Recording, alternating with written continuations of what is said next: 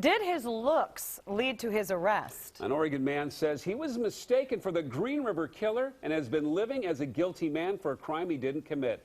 Now he's writing a book to clear his name. KOIN Local 6 reporter Casey Montoya has this I-Team investigation. Nothing that I had ever done in my life, nor nothing I could ever done, would have prepared me for what I was about to experience. For more than 2 decades, Glesty Waters, known as Sam by his friends, has been trying to clear his name. These boxes, full of thousands of pages of evidence, a daily reminder of the hell on earth he lived through 23 years ago when he was thought to be the Green River Killer. Murdering 48 women. Bodies start showing up. Guilty. The obsession to prove my innocence has always been there.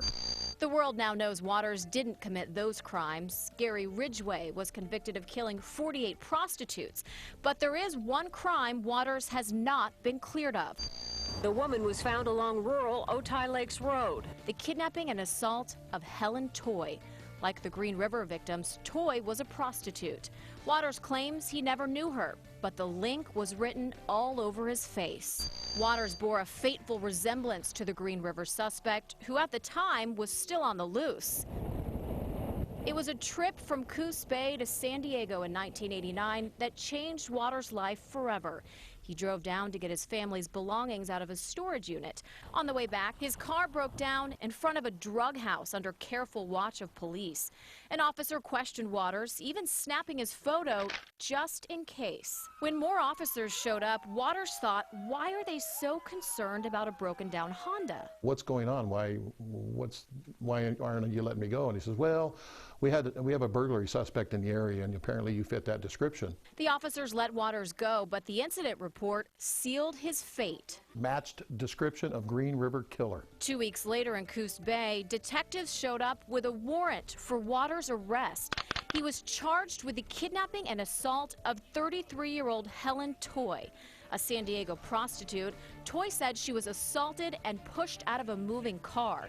For Sam Waters, it was that photo police snapped by his broken-down car that did him in. Toy picked that photo out of a lineup, and suddenly Waters was facing 65 years behind bars.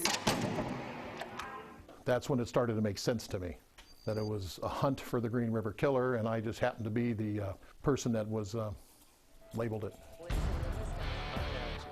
A media firestorm followed in Oregon and California. News of a Green River Killer suspect in custody. Toy was picked up and brought here to Scripps Hospital. Helen Toy's accusations were all police needed to keep him behind bars, and eventually enough for a jury to reach a verdict. I get convicted. My head hits the table. Boom. I'm crying my eyes out. And it ain't because I was found not guilty of attempted murder. It's because I got found guilty of kidnapping and assault with great intent. That was November of 1989. Waters has lived a guilty man ever since. There was a lot of leads that were not followed up properly by the attorney that was supposed to be defending him. Mike Kiger is a private investigator hired just this year by Waters to clear his name. In these boxes, Waters says lies proof of fabricated evidence. This is Helen Toy's testimony. Reports that were never admitted to court. And there's the evidence that that robbery charge never occurred. Kiger says they have proof Waters is innocent, framed by officials in a hurry to close the case. Sam had witnesses. Sam had people that could vouch for him. The detectives, once they took him in, if they had followed up on the leads, this would never have gotten to the point of trial.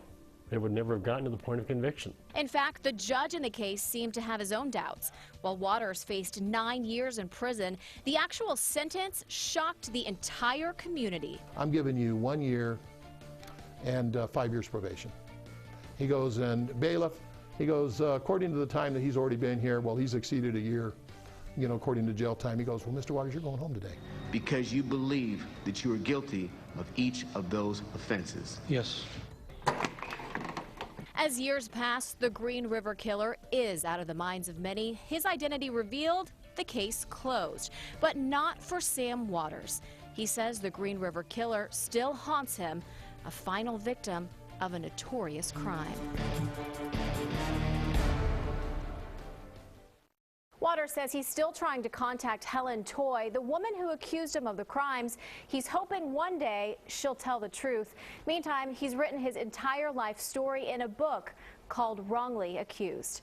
Reporting for you, Casey Montoya, KOIN Local 6.